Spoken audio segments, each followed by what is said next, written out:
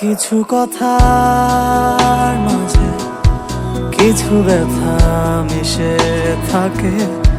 কিছু আঘাত চিরজীবন থেকে যায়, কিছু নীরবতার মাঝে হাজারো কান্না লুকোনো থাকে, কিছু মায়া চিরজীবন